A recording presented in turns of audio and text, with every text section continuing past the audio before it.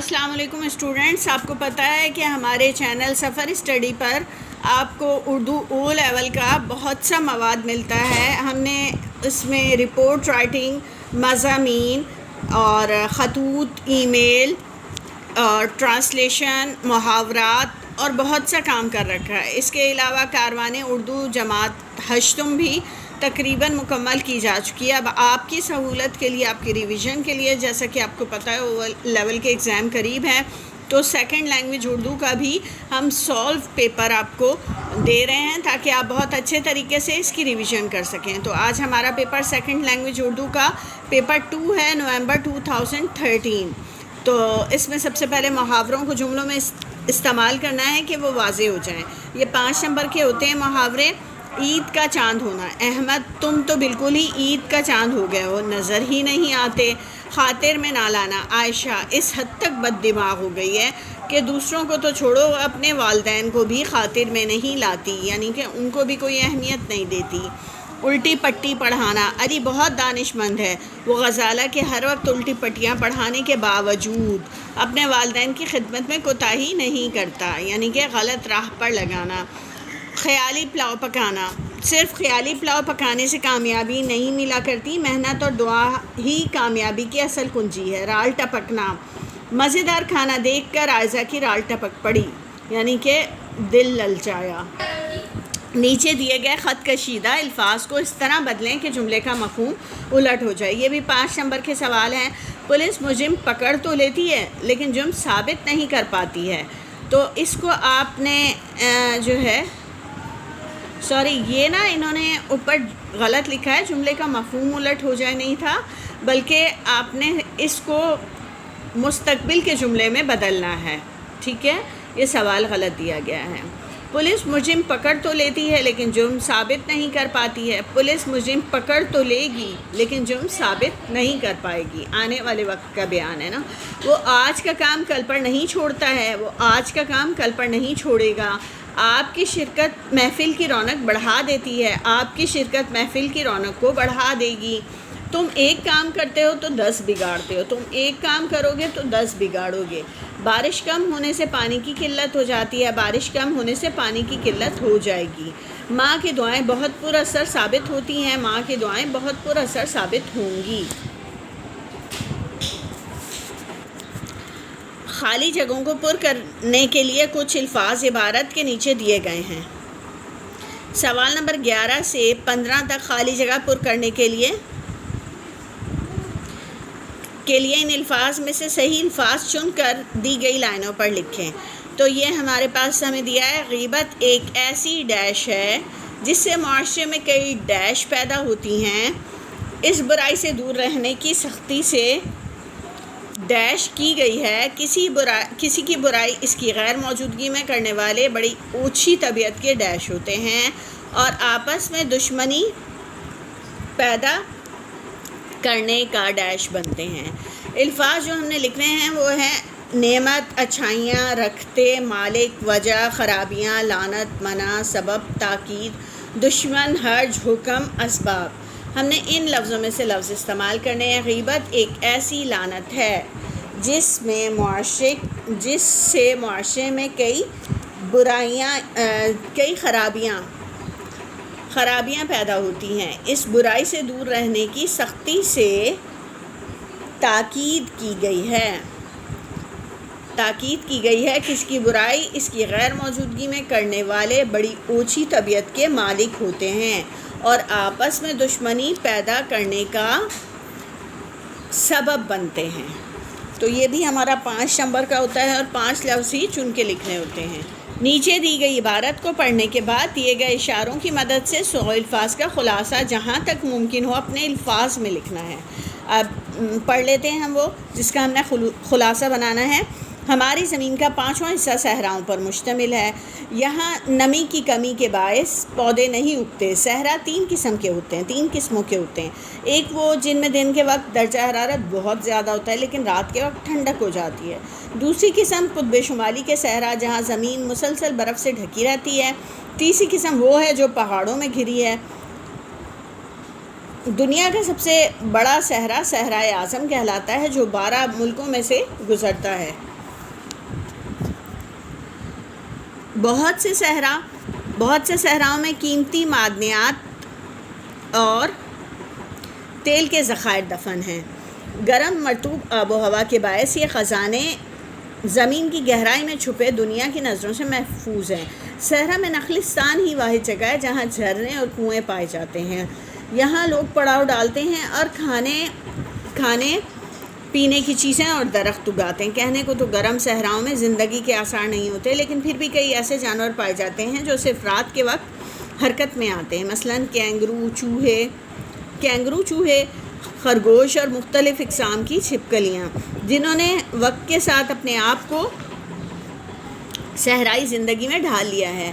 سرد صحراؤں جیسے قطب شمالی کے علاقوں میں برفانی ریچھ پائے جاتے ہیں جو برف کے نیچے سے مچھلیوں کا شکار کرتے ہیں۔ جانوروں کے علاوہ پودوں کی بھی خاص قسمیں پائی جاتی ہیں جو اپنے تنوں کے اندر پانی جمع رکھتے ہیں۔ کچھ پودے لمبی جڑوں کی بدولت زمین کی گہرائی سے نمی کھینچتے ہیں۔ ان کا پھیلاؤ بھی کافی زیادہ ہوتا ہے۔ کئی صحراؤں میں زمین دوز جھیلیں ہوتی ہیں۔ آپ کہیں گے کہ غالباً مجھے اردو پڑھنی نہیں آتی، تو ایسی بات نہیں ہے، میری نظر کا پرابلم ہے جس کی وجہ سے بعض اوقات میں لفظ کو ٹھیک سے دیکھ نہیں پاتی، جن کا پانی عام پودوں کے لیے زمین کی سطح سے بہت نیچے ہوتا ہے۔ پہلے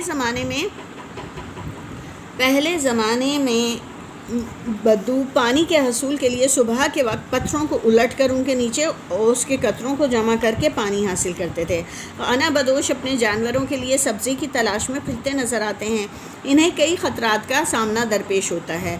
ریت کے طوفان سے چھپنے کا کوئی ٹھکانہ نہیں ہوتا، راستہ بھٹکنے کا ڈر ہوتا ہے، گرم صحراؤں میں لو لگنے کا خطرہ اور برفیلے صحراؤں میں سردی لگنے اور صحیح اوزار نہ ہونے پر منجمد ہونے کا خطرہ لاحق ہوتا ہے۔ اب ہمیں یہ اشارے دیے گئے ہیں جس کے مطابق ہم نے خلاصہ لکھنا ہے، تو ہم نے کئی جملوں کو ایک جملے میں بدل دینا ہوتا ہے ان لفظوں کو دیکھتے ہوئے۔ ہر قسم کے لفظ کے ہمیں کم از کم 2 جملے لکھ لینے چاہیے۔ تو اس طرح سے یہ 10 نمبر کا کویشچن ہوتا ہے۔ اس میں 5 لفظوں سے متعلق موضوع کے 2 جملے لکھے جائیں اور اردو کا معیار بھی اچھا رکھا جائے۔ وہ لفظ ہیں یہاں پر قسمیں، نخلستان، جانور، پودے اور خطرات۔ تو ہم اس کا خلاصہ لکھیں گے۔ صحرا میں کم نمی کی وجہ سے پودے نہیں اگتے۔ ان کی 3 اقسام ہیں۔ صحرا کی 3 اقسام ہیں: دن میں بہت گرم اور رات کو ٹھنڈے ہونے والے، قطب شمالی کے انتہائی سرد صحرا، اور پہاڑوں میں گھرے صحرا۔ صحرائی نخلستان میں جھرنے، کنویں، درخت اور کھانے پینے کی اشیاء اگائی جاتی ہیں۔ شدید گرم صحراؤں میں آثار زندگی نہ ہونے کے باوجود کچھ جانور کینگرو، چوہے، خرگوش، مختلف اقسام کی چھپکلیاں رات کے وقت نکلتے ہیں۔ سرد صحراؤں میں برفانی ریچھ زیر زمین مچھلیوں کا شکار کرتے ہیں۔ خاص اقسام کے پودے اپنے تنوں میں پانی کا ذخیرہ کرتے ہیں۔ لمبی جڑوں والے پودے گہری زمین سے نمی کھینچتے ہیں۔ زمین روز صحرائی جھیلوں سے بھی پانی حاصل کرتے ہیں۔ صحرائی خطرے میں خانہ بدوشوں کا راستہ بھٹکنا، ریت کا طوفان، گرم صحراؤں میں لو، برفیلے صحراؤں میں سردی لگنے اور نامناسب اوزار کی بنا پر منجمد ہونے کا خطرہ ہوتا ہے۔ تو اب اس کے بعد نیکسٹ پیسج دیا گیا ہے، اس میں ہم نے سوالوں کے جواب دینے ہیں۔ ہم نے یہ پیراگراف پڑھنا ہے اور ان سوالوں کے جواب دینے ہیں، اور یہ پیراگراف جو ہے ہمیں عجائبات میں سے ایک عجوبہ کے بارے میں ہے۔ دنیا کے 7 قدیم عجائبات ہیں، جن میں سے ایک عجائبات میں سے ایک عجوبہ جو ایک شہنشاہ کی اپنی ملکہ سے محبت کی یادگار ہے، آج بھی دریائے جمنا کے کنارے اسی شان و شوکت سے کھڑا ہے۔ مغل شہنشاہ شاہ جہاں کا اپنی چہیتی ملکہ ارجمند بانو کی یاد میں بنوایا ہوا حسین تاج محل پوری دنیا کے سیاحوں کی توجہ کا مرکز ہے۔ اس زمانے میں آگرہ مغل سلطنت کا دارالخلافہ تھا اور شہنشاہ اپنی عزیز ملکہ کے ساتھ یہیں مقیم تھے۔ سن 1637 میں دہلی کو دارالخلافہ بنا دیا گیا۔ ارجمند بانو شاہجہاں کی محبوب ترین بیوی تھی، جسے اس نے پیار سے ممتاز محل کا خطاب دیا تھا، اسے اپنے سے کبھی جدا نہیں ہونے دیتا تھا۔ 1631 میں برہان پور میں ہونے والی بغاوت کو کچلنے کے لیے جب شاہجہاں روانہ ہوا تو ممتاز محل اس کے ہمراہ تھی۔ اس زمانے میں ممتاز محل کے یہاں 14واں بچہ پیدا ہونے والا تھا، وہیں پر اس کے یہاں ولادت ہوئی جس میں اس کا انتقال ہو گیا۔ یہ صدمہ شاہجہاں کے لیے اتنا شدید تھا کہ چند ہی مہینوں میں اس کی داڑھی اور سر کے بال سفید ہو گئے، برف کی مانند سفید ہو گئے۔ ممتاز محل نے اپنی زندگی میں شاہجہاں سے 4 وعدے لیے تھے۔ ایک یہ کہ وہ اس کی یاد میں ایک حسین مقبرہ تعمیر کرے گا، دوسرا یہ کہ وہ اس کے بچوں کا ہر طرح خیال رکھے گا، تیسرا وہ اس کے مرنے کے بعد ایک اور شادی کر لے گا، اور چوتھا وہ ہر برسی پر مقبرے پہ آ کر فاتحہ پڑھے گا۔ شاہجہاں پہلے 2 وعدے ہی بخوبی نبھا سکا۔ ایرانی آرکیٹیکٹ استاد عیسیٰ کی زیر نگرانی 20,000 کاریگروں کی محنت سے تاج محل 22 سالوں میں پایہ تکمیل کو پہنچا۔ دریائے جمنا کے کنارے سنگ مرمر سے بنی ہوئی یہ عمارت ایک حسین منظر پیش کرتی ہے۔ انگریز شاعر سر ایڈون آرنلڈ کا کہنا ہے کہ پتھروں سے تراشیدہ یہ ایک عام عمارت نہیں ہے، بلکہ ایک شہنشاہ کی محبت اور جذبات کا عکس ہے۔ سورج کی روشنی سنگ مرمر کی چمک اور دریا کا پانی اسے مختلف اوقات میں مختلف رنگوں میں پیش کرتا ہے۔ صبح سویرے ہلکا گلابی رنگ، شام میں دودھیا رنگ اور چاند کی روشنی میں سنہری آب و تاب سے چمکتا دکھائی دیتا ہے۔ کہا جاتا ہے کہ یہ رنگ عورت کے مختلف احساسات کی ترجمانی کرتے ہیں۔ اب ان سوالوں کے ہمیں جواب دینے ہیں۔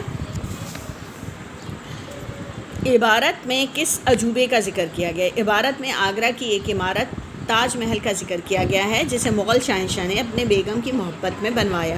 یہ عمارت کس شہنشاہ نے بنوائی تھی؟ اس کے بنانے کی کیا وجہ تھی؟ یہ عمارت مغل شہنشاہ شاہ جہاں نے اپنی ملکہ ممتاز محل کے لیے بنوائی۔ اس کی تعمیر کا وعدہ ملکہ نے اپنی زندگی میں بادشاہ سے لیا تھا۔ ممتاز محل کا اصل نام کیا تھا؟ اس کی وفات کس طرح اور کہاں ہوئی؟ ممتاز محل کا اصل نام ارجمند بانو تھا۔ برہان پور میں ہونے والی بغاوت کو کچلنے کے لیے ملکہ بادشاہ کے ہمراہ تھی۔ اس وقت اس کے یہاں 14واں بچے کی ولادت متوقع تھی، وہیں اسی دوران ولادت ملکہ کا انتقال ہو گیا۔ ممتاز محل نے شاہجہاں سے کتنے وعدے لیے تھے اور وہ کن 2 وعدوں کو پورا نہ کر سکا؟ ممتاز محل نے شاہجہاں سے 4 وعدے لیے تھے۔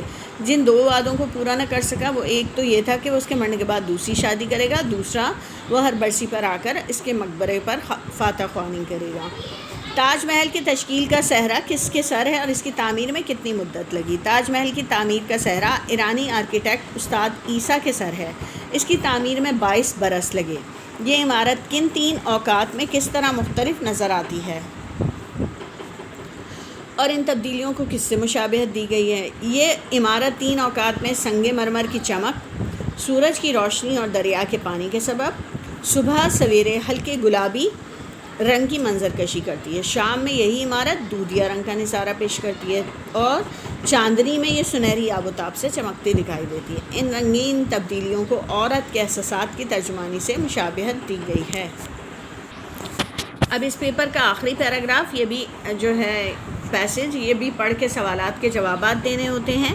برطانوی اعلیٰ طبقے کی لڑکیوں کے متعلق یہ تصور عام تھا کہ وہ اپنے ہم پلہ خاندان میں شادی کر کے نسل بڑھائیں گی اور عیش و عشرت کی زندگی گزاریں گی، نہ کہ خون اور پیپ سے بھرے زخموں کی صفائی اور بیماروں کی تیمارداری کو اپنی زندگی کا مقصد بنا لیں گی۔ فلورنس نائٹنگیل نے جب اپنے ارادے کا اظہار اپنے والدین سے کیا تو انہیں شدید مخالفت کا سامنا کرنا پڑا، لیکن ان کے دماغ میں یہ خیال مضبوطی سے بیٹھ گیا کہ اللہ نے ان کو بلا معاوضہ بیماروں کی خدمت کرنے کی تلقین کی ہے۔ اٹلی کے شہر فلورنس میں پیدا ہونے کی وجہ سے والدین نے ان کا نام ہی فلورنس رکھ دیا۔ اس زمانے میں کوئی ایسے ادارے نہ تھے جہاں نرسنگ کی تعلیم حاصل کی جا سکے۔ فلورنس نے اپنی محنت اور لگن سے مختلف ذرائع سے یہ علم حاصل کیا۔ سن 1850 میں جرمنی میں مفلس اور نادار مریضوں کے لیے بنائے گئے ادارے میں کام کر کے عملی تجربہ حاصل کیا۔ 3 سال بعد لندن کے مشہور و معروف ہارلے اسٹریٹ کے ایک ادارے میں کام کیا، جہاں انہوں نے اپنے ساتھ کام کرنے والوں کو نرسنگ کی تربیت دی۔ ان کی بلا معاوضہ انتھک محنت اور خدا ترسی کا احساس لوگوں میں اس وقت پیدا ہوا جب وہ اپنی سکھائی ہوئی 38 نرسوں کے ساتھ جنگ کے میدان میں زخمی اور بیمار فوجیوں کی مدد کے لیے پہنچیں۔ اخبار ٹائمز کی ایک رپورٹ کے مطابق رات کے اندھیرے میں جب سب تھکے ہارے نیند کے مزے لے رہے ہوتے ہیں اس وقت ایک تنہا خاتون اپنے لیمپ کے ساتھ بیماروں اور زخمیوں کی خبر لینے ان کے ارد گرد چکر لگاتی رہتی ہیں۔ آپ کے کیمپ کے زخمی اور بیمار فوجی انہیں the lady with the lamp کے نام سے پکارنے لگے۔ اس زمانے میں جب کہ امیر گھرانوں کی لڑکیوں کا اعلیٰ تعلیم حاصل کرنا یا یونیورسٹی جانا معیوب سمجھا جاتا تھا، فلورنس کے والد لڑکیوں کی تعلیم کے زبردست حامی تھے۔ انہوں نے خود اپنی بیٹیوں کو نہ صرف اطالوی، لاطینی، یونانی زبان، فلسفہ اور تاریخ کی تعلیم دی بلکہ علم ریاضی میں طاق بنایا اور مضامین لکھنے کی بھی ترغیب دی۔ اب سوالوں کے جواب ہم بتاتے ہیں۔ فلورنس نائٹنگیل نے نرسنگ کا شعبہ کیوں اختیار کیا؟ فلورنس نے نرسنگ کا شعبہ اپنے دل میں مضبوط ہونے والے اس خیال کی بنا پر اختیار کیا کہ اللہ نے اسے بیماروں کی بلا معاوضہ خدمت کی تاکید کی ہے۔ یہ پیشہ اپنانے پر ان کی مخالفت کن لوگوں نے اور کیوں کی؟ یہ پیشہ اپنانے پر ان کی شدید مخالفت ان کے والدین نے کی، کیونکہ اس وقت برطانیہ کے اعلیٰ طبقے کی لڑکیاں اپنے ہم پلہ خاندانوں میں شادی کر کے نسل آوری کی متمنی تھیں۔ خون پیپ زخموں کی صفائی ان کی ترجیح نہ تھی۔ والدین کی مخالفت کے باوجود مخالفت کی وجہ بھی معاشرے کے اس رویے اور رجحان کی بنا پر تھی۔ عبارت میں نرسنگ کی تعلیم انہوں نے کس طرح حاصل کی؟ عبارت کے مطابق اٹلی کے شہر فلورنس میں نرسنگ کے ادارے نہ ہونے کے باوجود انہوں نے اپنی محنت سے یہ تعلیم حاصل مختلف ذرائع سے کی۔ ہارلے اسٹریٹ سے پہلے انہوں نے کہاں کام کیا؟ ہارلے اسٹریٹ سے پہلے انہوں نے سن 1850 میں جرمنی میں مفلس و نادار مریضوں کے لیے بنے ادارے میں عملی کام کا تجربہ حاصل کیا۔ لوگ انہیں the lady with the lamp کیوں کہتے تھے؟ لوگ انہیں the lady with the lamp اس لیے کہتے تھے کہ میدان جنگ میں بیمار فوجیوں کی مدد کو اس وقت بھی موجود ہوتی ہیں جب اندھیرے میں سب تھکے ہارے سو رہے ہوتے اور یہ تنہا خاتون اپنے لیمپ کے ذریعے بیماروں اور زخمیوں کی خبرگیری کر رہی ہوتی۔ فلورنس اور ان کی بہن نے کن مضامین میں تعلیم حاصل کی تھی اور کس طرح حاصل کی؟ فلورنس اور ان کی بہن نے اطالوی، لاطینی، یونانی زبان، فلسفے میں تعلیم حاصل کی۔ علم ریاضی میں بھی مہارت حاصل کی۔ یہ تمام تعلیم ان کے والد نے انہیں خود دی اور علاوہ ازیں انہیں مضمون نویسی کی جانب بھی راغب کیا، کیونکہ اس وقت عمرہ کی بیٹیوں کا یونیورسٹی جانا معیوب متصور ہوتا تھا، یعنی بھیجا نہیں جاتا تھا۔ تو اس کے ساتھ ہی ہمارا یہ پیپر کمپلیٹ ہوا۔ اب ملتے ہیں اپنی نیکسٹ ویڈیو میں، جب تک کے لیے اللہ حافظ۔